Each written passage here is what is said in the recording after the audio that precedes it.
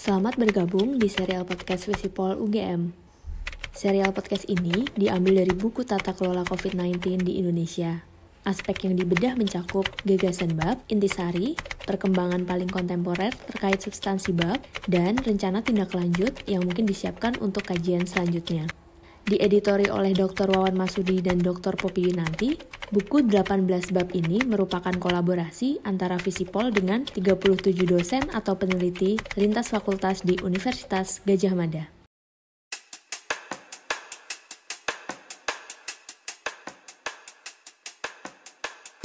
Bagaimana tata kelola kesehatan global itu dijalankan. Bukan hanya negara yang bisa melaporkan public health events, tapi juga masyarakat. Negara satu-satunya aktor yang paling legitimate dalam menangani sebuah masalah, terutama di wilayah masing-masing.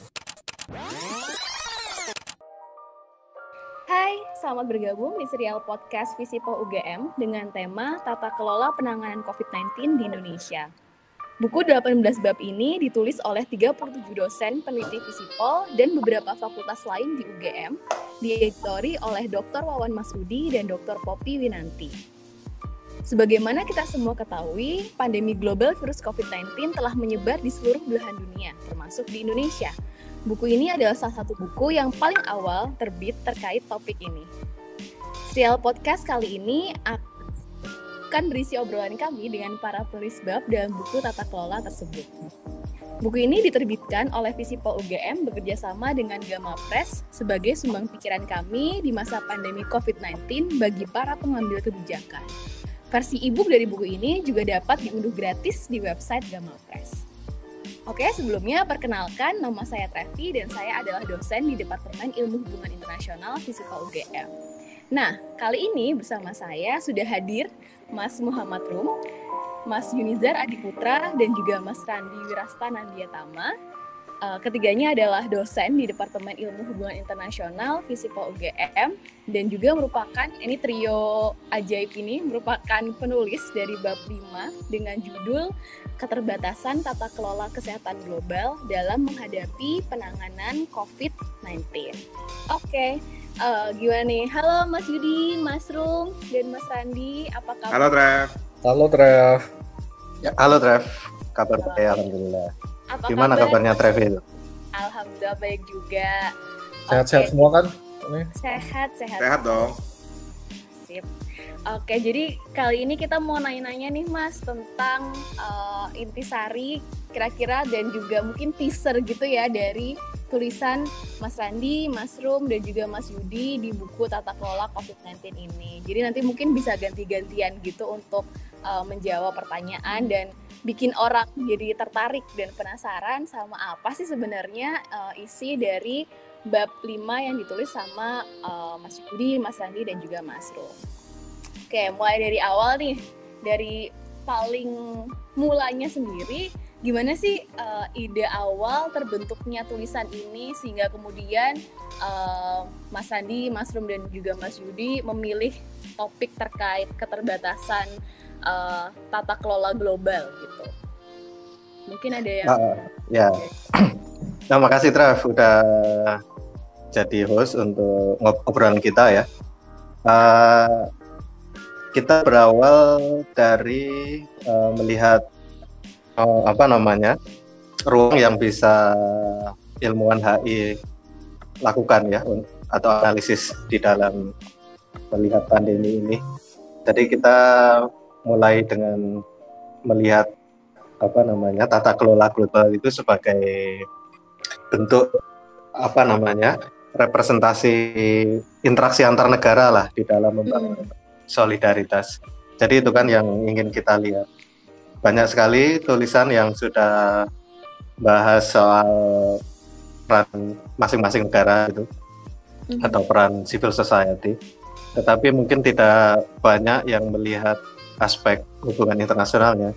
Jadi kita ingin melihat ke situ dan kita memang memilih framework yang spesifik ya, yang melihat bagaimana tata kelola kesehatan global itu dijalankan dan juga apa keterbatasan yang ada di dalamnya. Nah, dari situ kemudian kita membuat beberapa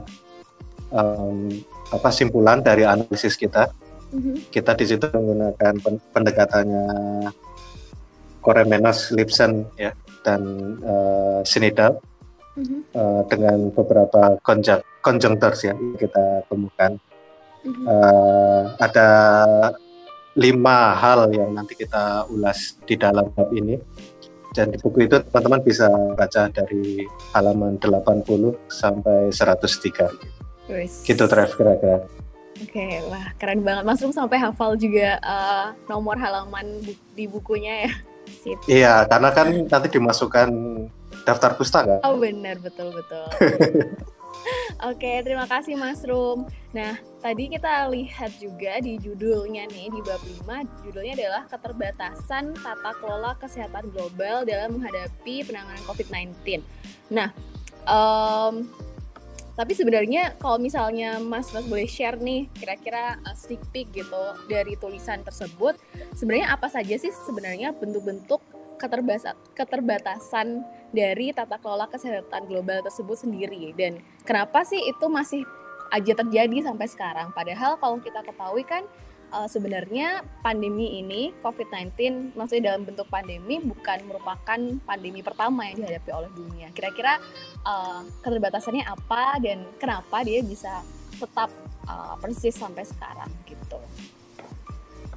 Mungkin Mas Yudi mau menjawab?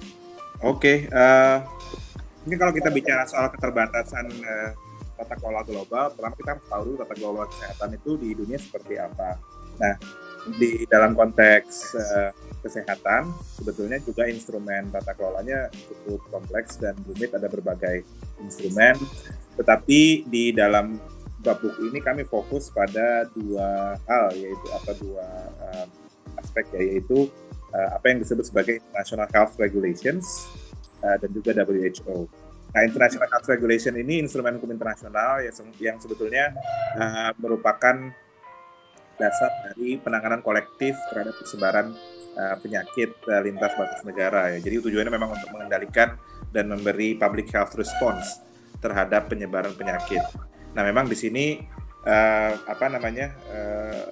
IHR yang terakhir direvisi tahun 2005 itu berperan sebagai kerangka kerja bagi negara-negara untuk bisa merespons, yang saya kira di dalamnya meliputi beberapa aspek seperti aspek deteksi, aspek respons, aspek pembangunan kapasitas negara-negara dan lain-lain. Tapi saya kira dasar dari IHR ini adalah keyakinan bahwa permasalahan penyebaran penyakit tidak bisa hanya diatasi oleh satu negara, tapi harus mengandalkan kerjasama banyak negara secara kolektif. Nah, WHO itu merupakan organisasi yang kemudian menjadi tumpuan utama masyarakat internasional sebetulnya dalam hal bagaimana kita meng-ensure IHR ini bisa berjalan. Nah, tadi pertanyaan Trevi sebetulnya limitsnya apa? Nah, sebetulnya di buku itu saya sudah dijelaskan di chapter itu soal apa itu IHR, apa yang diatur dan segala macam. Tapi untuk sneak peek sedikit, kira-kira limits yang atau keterbatasan yang kami identifikasi dari IHR dan WHO ada beberapa. Yang pertama tentu saja permasalahan klasik terkait dengan instrumen internasional, yaitu terkait dengan compliance atau kepatuhan terhadap aturan-aturan yang ada di dalam International Health Regulations. Seperti kita ketahui bahwa yang namanya hukum internasional itu di dalam masyarakat internasional tidak ada mekanisme enforcement yang saya kira bisa diandalkan secara pasti, memastikan bahwa sebuah provisions dalam hukum internasional bisa diterapkan, termasuk di IHR juga. Jadi misalnya salah satu hal yang paling sederhana soal transparansi kejadian atau public health events, itu apakah memang negara-negara selalu terbuka dalam menginformasikan kepada masyarakat internasional terkait dengan munculnya penyakit baru yang mampu menyebar lintas batas negara. Ada banyak, misalnya ketika awal-awal COVID ini muncul membuka, ada banyak tudingan bahwa pemerintah Tiongkok dianggap berupaya menutup-nutupi munculnya COVID ini. Ada seliweran berita misalnya bagaimana dokter-dokter atau perawat yang pertama kali menemukan kasus ini tahun 2019 November gitu, November dan Desember itu ditengarai ditekan oleh pemerintah Cina untuk tidak menyebarkan informasi soal virus ini. Jadi memang ada kecurigaan mengenai transparansi sejak awal. Ini memang ada kecurigaan harusnya bisa direspon sejak lebih awal, respons bisa harus lebih cepat, tetapi kemudian ini belum terjadi, tidak terjadi waktu itu, sehingga banyak orang bertanya sebetulnya apa yang bisa dilakukan masyarakat internasional sebetulnya fenomena seperti ini. Apakah kita bisa memaksa pemerintah Tiongkok untuk harusnya bisa merespons lebih awal. Jadi isu-isu soal compliance ini saya kira jadi masalah. Juga ada masalah dengan struktur WHO. Struktur WHO ini agak berbeda dengan organisasi internasional lain, di mana dia cukup decentralized. Ada beberapa kantor regional, Afrika, Amerika, Asia Tenggara, Mediterania Timur, dan Pasifik Barat. Banyak pengamat yang melihat bahwa bentuk decentralized ini sebetulnya menimbulkan sedikit masalah karena mereka kantor-kantor regional cukup independen, sehingga mereka biasanya cukup sensitif terhadap kekhawatiran sensitivitas politik dari negara-negara yang ada di kawasannya, sehingga alur informasi dari kantor regional ke level headquarter itu juga sedikit lambat. Yang lain juga yang kami lihat menjadi permasalahan adalah peran dari civil society reporting. Sebetulnya dalam IHR sebetulnya dibuka ruang, bukan hanya negara yang bisa melaporkan public health events, tapi juga masyarakat atau aktor-aktor lain, dalam hal ini mungkin civil society actors ya. Nah, cuma memang masalahnya civil society actors ini sangat tergantung di mana dia ada. Nah, kalau misalnya public health event terjadi di negara-negara yang relatif tertutup, maka di mana civil society-nya tidak mendapat ruang yang cukup banyak, atau bahkan mungkin tidak ada civil society yang viable, bisa jadi reporting dari non-negara ini menjadi terbatas sekali ya. Seperti di Tiongkok misalnya, kita bisa apakah betul civil society di sana bisa dilibatkan dalam pelaporan jika lebih awal dan sebagainya. Nah, ini juga menjadi masalah karena negara punya kecenderungan mencoba menutupi atau punya insentif untuk mendownplay bahaya dari sebuah public health events, karena di sana taruhannya banyak, taruhan soal ekonomi, reputasi, dan sebagainya.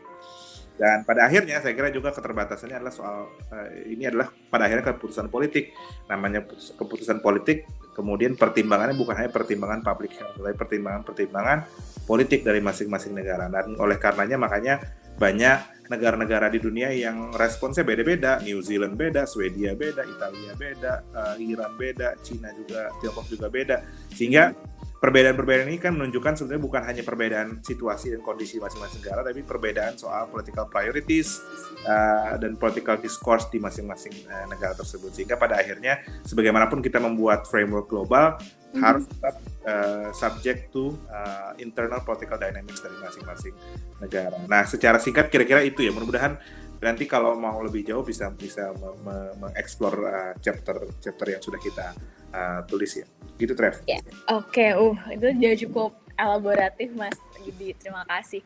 Nah, tadi mungkin juga disinggung sedikit dari Mas Yudi bahwa kemudian keterbatasan dari WHO dan juga IHR adalah kemudian dia kembali lagi ke negara masing-masing gitu. Nah, tapi saya penasaran nih, kira-kira ada nggak sih dampak secara spesifik gitu, misalnya dari keterbatasan tadi yang dimiliki oleh WHO dan juga IHR terhadap respons dari masing-masing negara. Misalnya kalau kita lihat kan di awal-awal itu WHO cukup lambat untuk mendeklar bahwa ada pandemi, kemudian misalnya terkait anjuran penggunaan masker dan lain-lainnya, itu kan juga tidak konsisten di awal gitu, agak cukup terlambat juga gitu. Nah, apakah hal-hal tersebut kemudian juga mempengaruhi bagaimana masing-masing negara merespons, dan misalnya sepertinya iya ya. Nah, tapi bagaimana masing-masing negara tersebut kemudian merespons dari keterbatasan yang dimiliki oleh WHO ini, gitu. Mas Randi mungkin mau jam-in untuk menjawab ini? Iya, terima kasih Trevi. Mungkin sebelum sedikit menjawab pertanyaan Trevi, izinkan saya mencoba melengkapi beberapa informasi yang sudah disampaikan oleh Mas Yudi dan Mas Gung.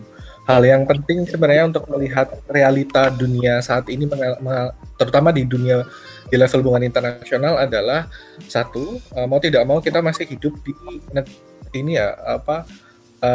konsep negara bangsa, yang mana peran negara itu sangat sentral negara satu-satunya aktor yang paling legitimate dalam menangani sebuah masalah terutama di wilayah masing-masing.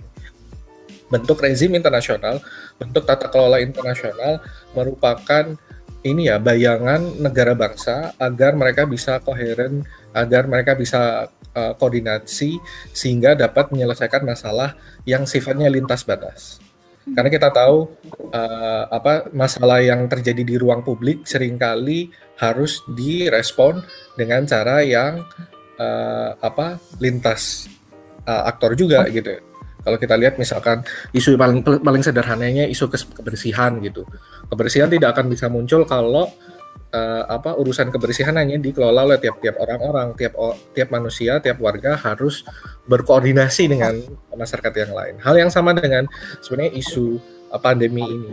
Yang kita bayangkan setiap negara harus memanfaatkan tata kelola rezim internasional supaya mereka bisa berkoordinasi bersama. Nah, masalahnya kalau kita lihat sampai saat ini tata kelola yang dibayangkan bisa dimanfaatkan untuk merespon pandemi ini ternyata belum bisa kerja secara optimal itu. Sehingga, nah ini saya ingin masuk ke pertanyaannya Trevi, sehingga apa yang kita lihat saat ini implikasi yang paling serius yang kita lihat di negara-negara itu ada dua. Satu, ketika rezim internasional menunjukkan karakter non-compliance yang sangat tinggi, jadi kecenderungan untuk tidak patuh yang sangat tinggi itu memunculkan ini kan ketidakpercayaan terhadap rezim itu sendiri, tata kelola kesehatan internasional itu sendiri, sehingga menyebabkan masing-masing negara akan berpikir sporadik dan self-interested. Jadi dalam artian ketika mereka merasa bahwa tata kelola yang harusnya mereka bisa percaya bersama tapi ternyata tidak berfungsi secara optimal, masing-masing negara akhirnya cenderung berpikir untuk fokus ke negara masing-masing dan bergerak sporadik gitu. Nah, contoh yang paling serius yang kita lihat misalkan kecenderungan negara untuk terutama menurut saya sampai sekarang ya dalam banyak kasus banyak negara masih mementingkan posisi mereka sendiri. Alih-alih bekerja sama, alih-alih berkolaborasi, kita lihat misalkan pemerintah Amerika Serikat yang mencegah ekspor alat-alat kesehatan yang harusnya dikirim ke Kanada saat itu dan Eropa. Begitu juga misalkan Indonesia di awal-awal ada keinginan yang cukup serius untuk tidak mau atau tidak bisa membantu pemulangan warga yang diduga, bahkan sebenarnya tidak diduga, pemulangan warga Timor Leste dari Wuhan misalkan. Jadi ada kecenderungan untuk saling ketidakpercayaan yang akhirnya memunculkan aksi yang lebih baik bekerja sendiri masing-masing, dan ini tentu saja detrimental dalam skema yang lebih luas, yaitu kebutuhan kolaborasi dalam menangani COVID ini. Tentu saja, tapi ini ya krisis ini kan terus bergerak. Saya lihat setidaknya sudah mulai ada beberapa usaha sedikit lah. Kalau kita lihat ada beberapa tren, misalkan beberapa negara membantu mengirimkan alat kesehatan. Misalkan kalau kita lihat Cina sudah mulai mengirimkan beberapa alat kesehatan, masker dan lain sebagainya ke negara-negara lain. Atau kalau kita lihat Kuba misalkan mengirimkan dokternya ke negara-negara lain. Kita lihat mungkin itu salah satu bentuk respon gitu yang harusnya kita harapkan, tapi yang jelas kondisinya menurut saya dominasi self-interested dan aksi yang sporadik itu masih mengemuka. Begitu, Trevi. Oke, thank you Mas Randy. Wait, suara saya agak echo ya. Oke. Nah, selanjutnya nih, tadi kita udah melihat bahwa kemudian ada keterbatasan dari tata kelola kesehatan global yang ada dari WHO, dari IHR, dan kemudian hal ini juga mempengaruhi bagaimana negara merespons pandemi ini. Misalnya tadi seperti kata Mas Randi, patternnya itu negara-negara lebih bersifat self-interested gitu, jadi ketimbang untuk melakukan kerjasama bersama. Nah, tapi ini kan bukunya kemarin kalau tidak salah kita tulis bersama-sama dengan data-data dari masa pandemi awal, misalnya bulan Januari, Februari, dan juga Maret.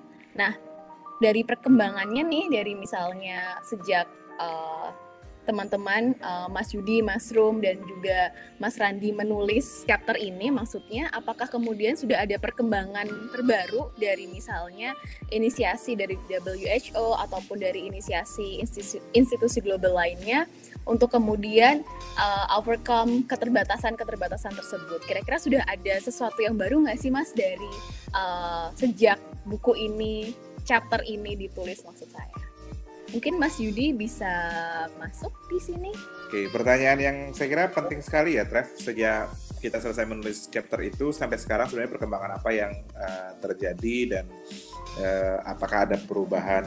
Saya kira patternnya yang terjadi sejak kita selesai menulis itu sebenarnya sekarang adalah bagaimana negara-negara itu lebih cenderung mengelola berjuang sebenarnya mengelola penyebaran penyebaran penyakit COVID ini di negaranya masing-masing, karena memang salah satu kunci dari tata kelola pengelolaan kesehatan global ini sebetulnya di masa-masa awal penyebaran sebenarnya dideteksi sehingga tidak sampai menjadi besar. Nah, ketika sudah mencapai status pandemi, maka kemudian ada banyak keterbatasan dari tata kelola kesehatan global apa yang bisa dilakukan untuk merespons penyakit yang sudah menyebar ini. Cuma memang perkembangan terbaru yang saya lihat sebenarnya kemarin ini justru ada sidang Majelis Kesehatan Global World Health Assembly yang kemudian mengadopsi resolusi yang intinya memandatkan ada semacam independent review atau independent evaluation terhadap penanganan COVID-19. Jadi ini salah satu saya kira hal yang sangat penting ya, perkembangan yang penting terjadi karena melalui independent review ini nanti baru ketahuan sebetulnya poin-poin yang kami sampaikan tadi terkait dengan limits dari tata kelola tadi sebetulnya sejauh apa poin-poin tersebut berkontribusi terhadap lahirnya pandemi yang more or less unprecedented ya di era sekarang ini. Jadi dengan adanya independent evaluation yang komprehensif dan imparsial, dan menariknya di sini Cina juga mendukung, Tiongkok juga mendukung resolusi ini. Artinya harusnya kita mengharapkan ada transparansi juga dari Tiongkok terkait dengan penanganan COVID-19 terutama di masa-masa awal penyebarannya. Apa yang terjadi waktu itu, what are the limits, apa kapasitas yang perlu kita bangun. Hal yang menarik sebetulnya ini Trev juga yang tadi mungkin saya underexplore, yaitu soal kapasitas negara-negara. IHR itu juga mengatur soal kapasitas negara dalam mendeteksi dan mengontrol penyebaran penyakit.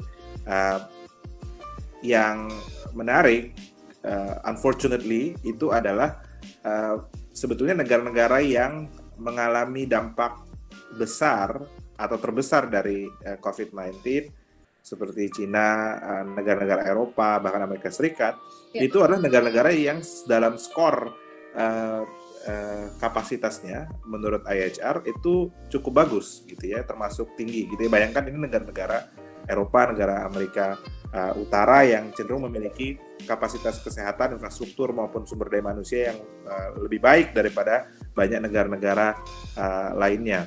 Artinya sebetulnya kita bisa tanya apa betul ini masalah kapasitas negara atau jangan-jangan cara kita mengukur kapasitas itu masih belum sesuai dengan tantangan penyakit semacam COVID-19 ini, penyakit-penyakit baru seperti ini, penyakit-penyakit yang muncul belakangan ini. Jadi ada isu soal itu juga yang perlu dievaluasi. Nah, saya kira independent review nanti adalah langkah pertama yang tepat untuk bisa mengidentifikasi langkah-langkah apa yang ingin diambil. Apakah berbentuk revisi IHR atau malah mungkin ada reformasi dalam tubuh WHO dan World Health Assembly. Oke, thank you Mas Yudi. Jadi paling tidak dalam perkembangannya sekarang sudah ada independent reviewer sehingga transparansi mungkin akan bisa lebih meningkat gitu. Dan tadi cukup menarik juga sih untuk melihat bahwa kapasitas negara yang punya kapasitas tata kelola kesehatan di dalam negerinya itu bagus gitu, baik, malah kemudian hit hard by the pandemic juga. Oke, nah tadi kita membahas tentang perkembangan dari tata kelola institusi kesehatan global dari WHO-nya, di mana sudah ada independent reviewer. Nah, sekarang saya mau nanya ke Mas Randi nih. Kalau tadi dikatakan bahwa ada keterbatasan dari WHO dan juga IHR, kemudian negara-negara menjadi sangat agresif dan lainnya, ada nggak sih Mas misalnya case resep gitu misalnya, atau apa sih yang sebenarnya dapat dilakukan negara dan juga masyarakat dunia kemudian untuk dapat menghadapi pandemi COVID-19 ini di tengah keterbatasan tersebut? Oke, terima kasih Trevi. Salah satu hal yang paling menurut saya mendasar, setidaknya perlu dipahami gitu oleh masing-masing negara adalah resiko dari tadi ketidakpercayaan yang sangat tinggi terhadap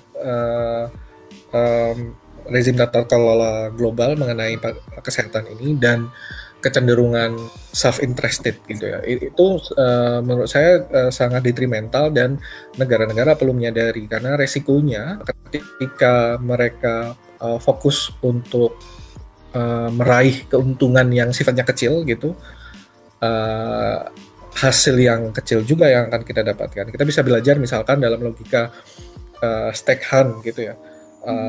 Ini kan problema klasik dalam rezim internasional, di mana dalam kondisi tertentu, krisis misalkan, ketika kita tidak bisa membayangkan trayektori aksi lawan kita atau aksi aktor negara lain, ada kecenderungan aktor negara itu untuk melihat horizon yang sangat pendek.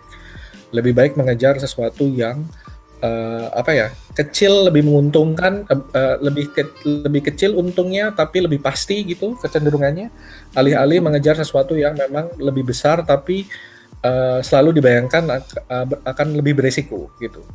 Seperti rusa. Jadi kalau kayak pemburu gitu, pemburu pasti punya dua opsi sebenarnya, setidaknya untuk mencari buruan kecil yang pasti dia bisa lakukan sendiri. Kelinci misalkan bisa menangkap sendiri, tapi kalau ingin berburu yang lebih besar, berburu rusa tentu saja butuh kolaborasi. Dan dalam kondisi strategic thinking yang sangat sempit, orang akan punya kecenderungan untuk mencari hal yang kecil dan pasti. Nah, menjadi penting sebenarnya menurut saya buat negara-negara untuk memahami bahwa ada kemungkinan potensi keuntungan untuk mengejar sesuatu yang lebih besar dan menanamkan kepercayaan pada tata kelola yang lebih besar lagi gitu. Dalam konteks ini, setidaknya yang perlu dilakukan negara adalah mencoba memahami dan melihat bahwa kondisi pandemi ini pastinya tidak akan bisa selesai kalau tiap-tiap negara fokus pada negaranya masing-masing. Contoh paling dasar misalkan, kalaupun sebuah negara berhasil mengurangi pandemi di negaranya, setidaknya angka COVID-19 misalkan 0 gitu, pandemi ini tidak akan usai sebelum semua negara punya angka COVID-19 0 gitu, karena pasti akan ada resiko second wave yang dalam banyak kasus seringkali muncul dari negara lain. So, pastinya ada kebutuhan buat untuk percaya dengan negara-negara lain, berkolaborasi untuk menyelesaikan masalah ini gitu.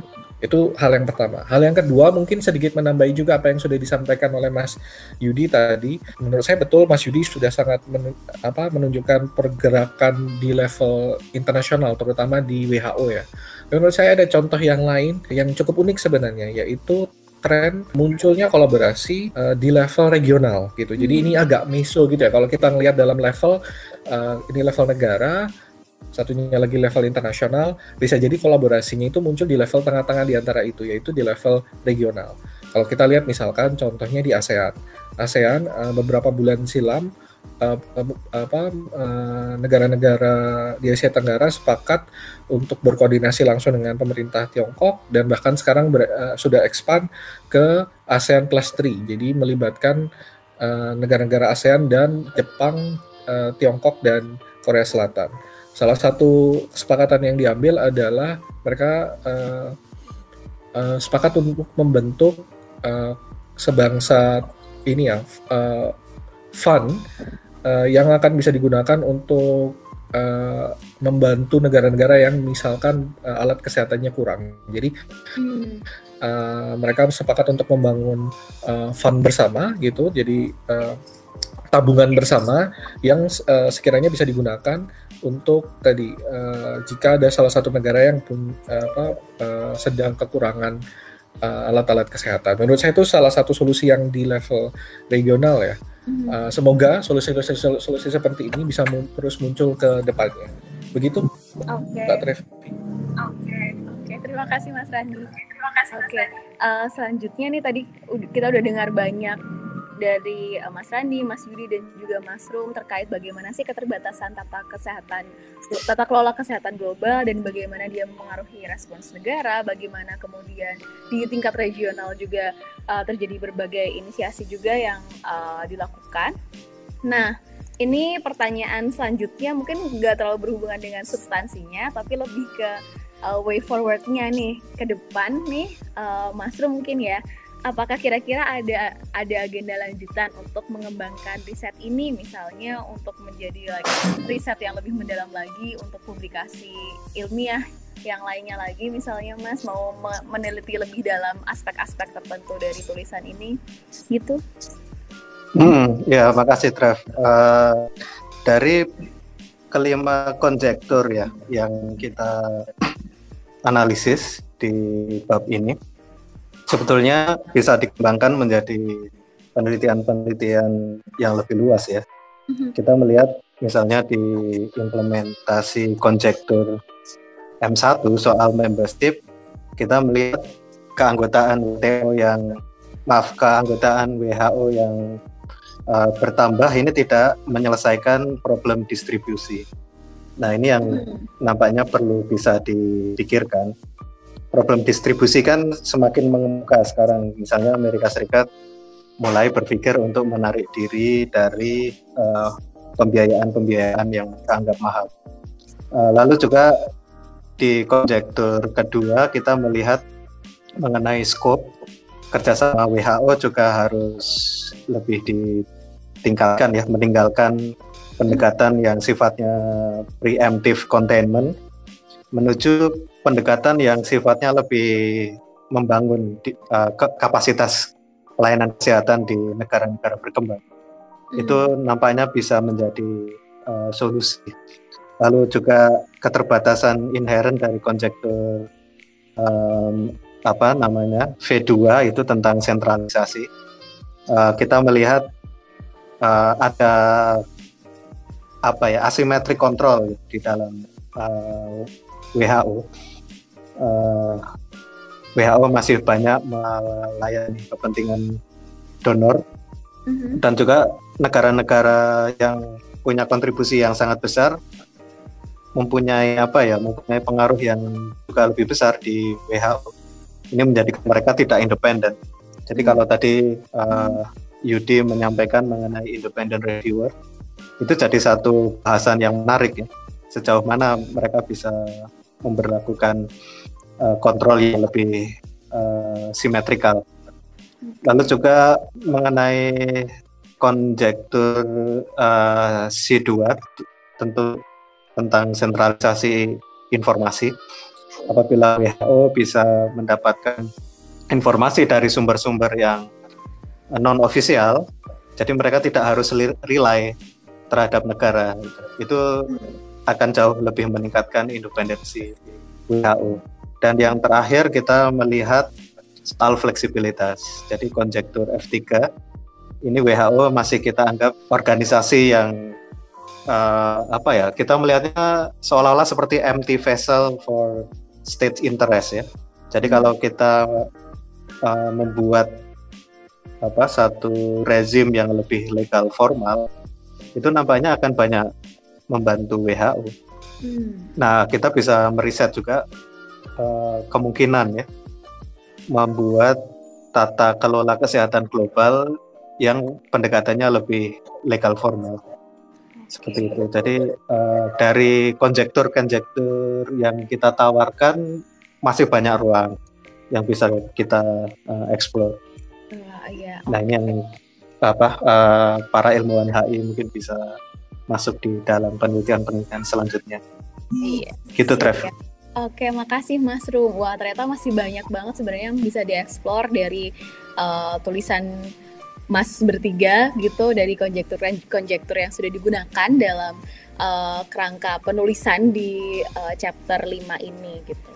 Oke, sepertinya waktunya sudah mau habis ini Mas. Oke, terima kasih banyak Mas Yudi, Mas Rum, dan juga Mas Randi sudah bergabung. Terima kasih, Trev.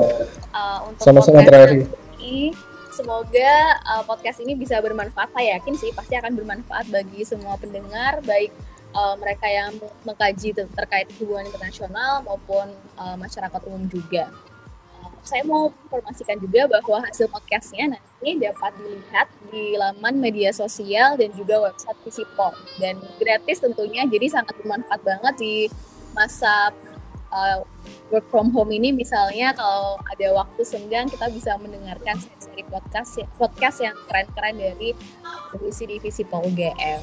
Oke, sekali lagi terima kasih Mas sudah bergabung bersama kami di podcast ini. Semoga semuanya sehat selalu dan sampai jumpa di kesempatan selanjutnya. Terima kasih.